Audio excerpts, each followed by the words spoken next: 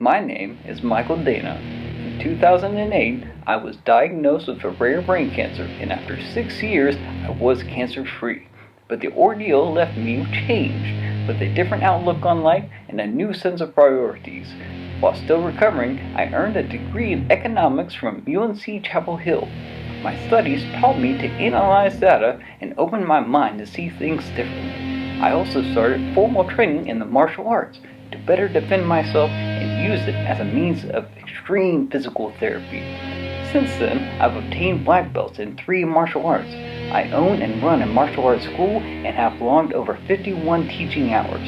To my friends and family, I'm a simple business owner. But to the martial arts world, I'm something else. I am Sifu Mike, and this is Dragon Theory.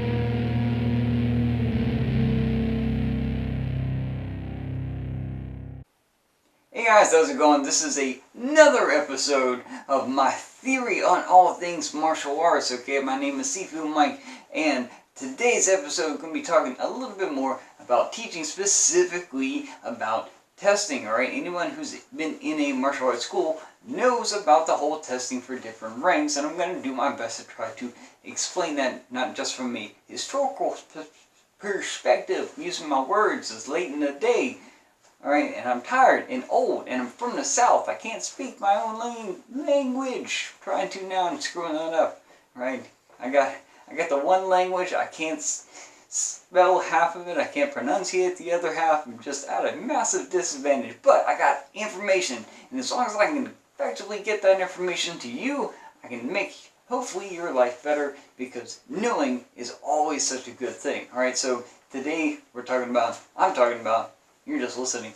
I'm talking about testing, alright, as far as how it goes in a martial arts school and really how it's used in a business sense as well. So if you watch the entire video, you can find out a little bit about how to use testing in a way that will benefit your business. That being said, most times things that benefit a business don't actually often benefit the person learning. Alright, so keep that in mind. Watch the whole video. Hopefully, by the end of it, everything will make sense. It makes sense in my head, so I'm just going to try to get that to you as far as like having it make sense in your head. Now, if you've never done martial arts before, just knew this is a thing, keep watching, right? This is mostly for the people who have done martial arts or have a martial arts school, right? Or they teach everything, so this is going to be a video for you, and I'll talk about it in length at thedragonmethod.com. Okay, again, that's thedragonmethod.com, where I talk about testing and how to effectively utilize it as far as teaching goes. I'm not going to go into that here. I'm just going to talk about how it is used. That's a very important thing. So, historically, talking about testing as far as it is an evaluation of where your skill is at a certain rank, right, at a certain time.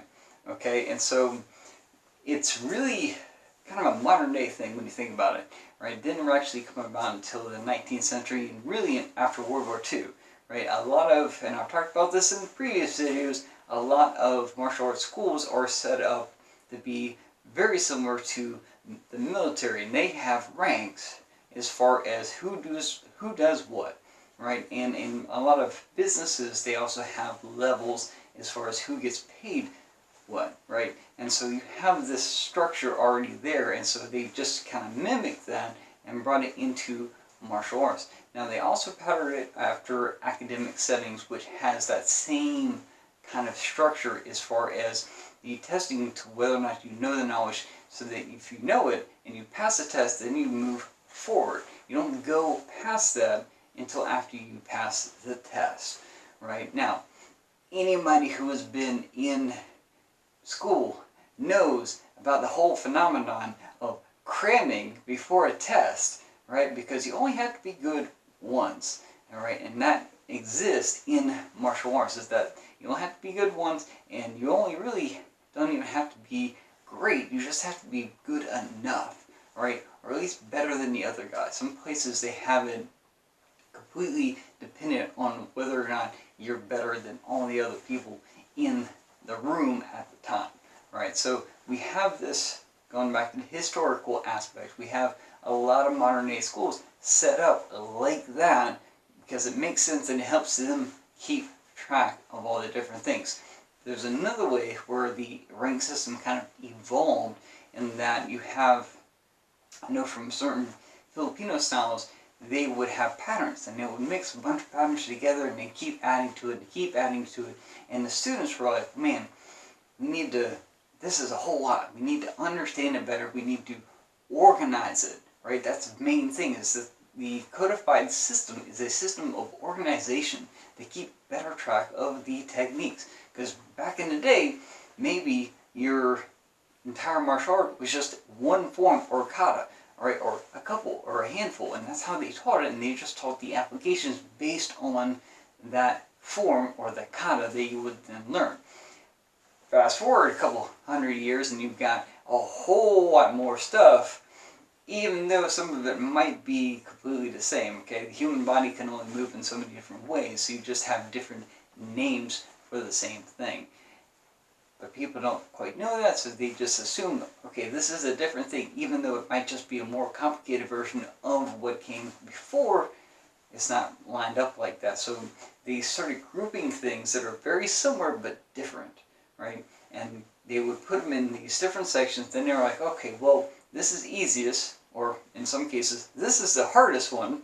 We're going to have people do that first, and we're going to give them tests and see how they do with that. Once they do that, we give them the other group. And that's kind of how the ranks came about as far as the different sections. But here's the crazy thing, right, is that a test doesn't necessarily test the person's ability to do a thing, right? It tests their instructor's ability to teach them that thing, all right?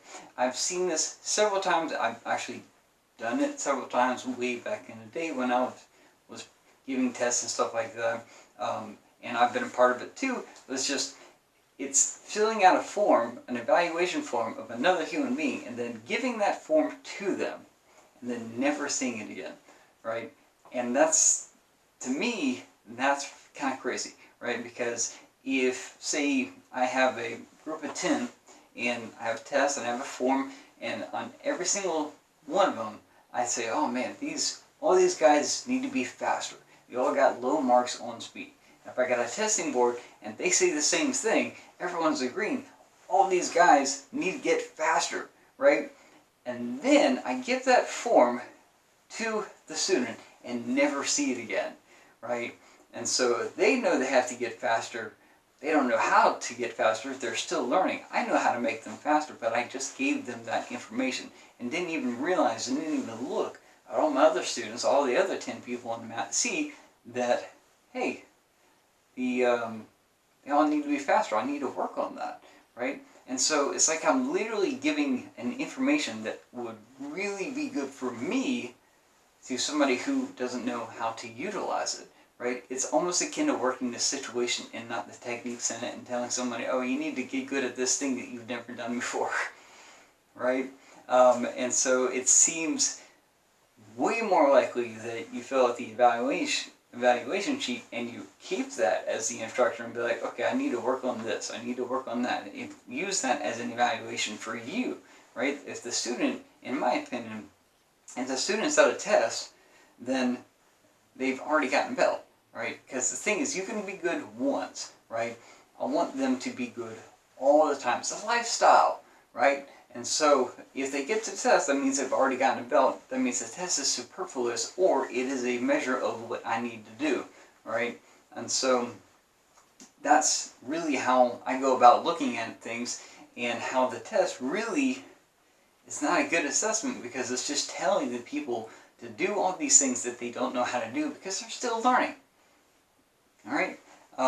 But here's where the business thing comes in play, is that a lot of places, and I mean a lot, have a tremendous number of testing fees. So it's in their financial incentive to have you continuously test whether or not you actually pass it or not. They still get their money, right? Just like the academic schools, and whether or not you pass or fail, it doesn't matter. You still pay for that class. You're still there for the tuition, right? They've got you for tuition. Now they're getting you for the test and all the materials that you would need if you pass it, whether or not you pass it or not. And so financially, it can be huge for the business. And that's kind of what you see in some places, especially with like little kids, where they're giving bells all day long, doing tests all day long, because that's like money right there.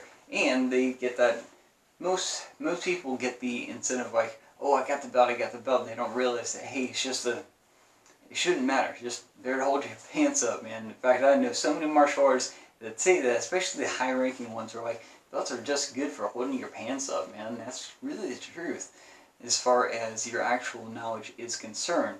One of the things it does lead to is that longevity, and that if you have a person who doesn't test, because like I said, just like in academic school, in academics, if you don't pass a test, you're not going to go forward, right? You're still going to be at that same thing. If you completely fail a grade, you're still going to be at that same grade, theoretically.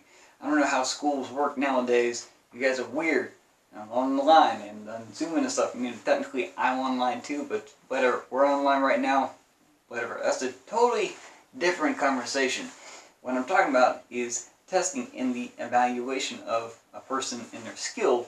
And it's really almost impossible for a person to accurately recognize a thing they've never seen before, right? So if you've never seen a student do something, anything, then how is it that you can tell how well they can do that thing? If they've never seen it, you've never seen it, if there's just a whole bunch of ignorance going around. You have people who are deciding the skill level of an individual simply based on the cord that's around their waist. We have a name for that. We have all kinds of words for that. I'm going to give it a word, though. I'm going to give it a different word. I'm going to call it dodoism, right? Assuming somebody's skill level based entirely on the belt, on the color of the belt around their waist, right?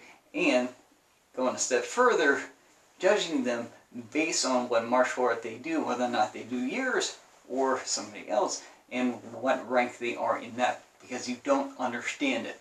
Alright, that's the biggest thing. In my opinion, your rank, your belt, is just a representation of your level of knowledge within that school at that time. Okay? Because the likelihood that you can take your rank, say it's blue belt, and go to some other school, that it's exactly the same system, right? Different people, same system, know the exact same things as another blue belt, very low. Okay, very low. In fact, I know a lot of places, or a lot of people, sorry, they go to places with a rank in a prior school, they go to the exact same system, and the instructor was like, no, you're going to start over from scratch. Alright? Instead of just taking what they had and trying to elevate them to a new status, they want to bring them back to square one, because, right, tuition, getting that money, alright? You get them for another 5 years or however long or how many years a person is in that, and maybe have to sell them on a bunch of new gear, right? You know, very good for the business, and they got all of the testing fees and stuff like that. Not necessarily good for the student. Alright, so you have those different variables in play.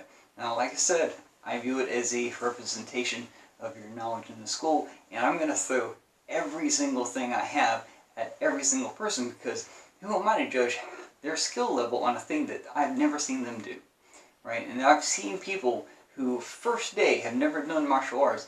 They come in because they have really good jump height and body control. I'm like, hey, try this aerial jumping spinning kick, and after a couple of tries, they nail it, all right? And it's beautiful, and I take a video of it to prove that they can do it. Freaking white belts off the street, no experience whatsoever, are doing this, what some people refer to as a advanced technique. Not really advanced if they have the right things already in place that you can totally get from something else, right? Again, human body can only move in so many different ways. You're going to have a lot of the same things, just different names. Sometimes you have stuff done physically in one context that totally is applicable to another context. You just might have to change them a little bit, right? And so you need to be able to recognize that. You need an instructor who can recognize that. And so it's totally a thing. And the thing is, not from a self-defense standpoint. Say, you know, they are really good at this one move that In other places, they withhold until after they've been there for a few years. You know, if that's their go-to move. They're really good at it. They can do it. So in a self-defense standpoint, they're going to do that, right?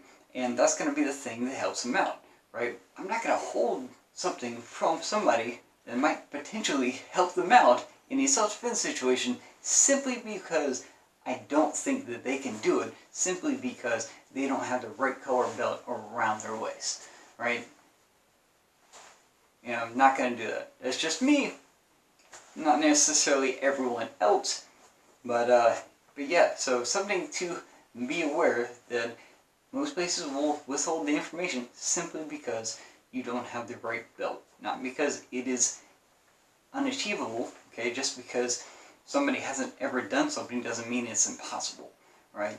You just have to try it, right? If you throw spaghetti at the wall and it sticks, awesome. If you throw it there and it doesn't, whatever. You tried. You threw it. That's the thing, all right? Shoot for the stars. Be thankful you took a shot.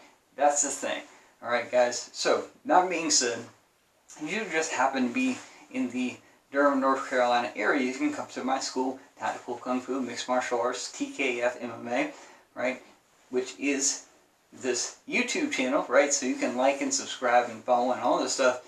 tkfmma/tkfmma. It's also my Facebook page, my Twitter account, my Instagram, all /tkfmma.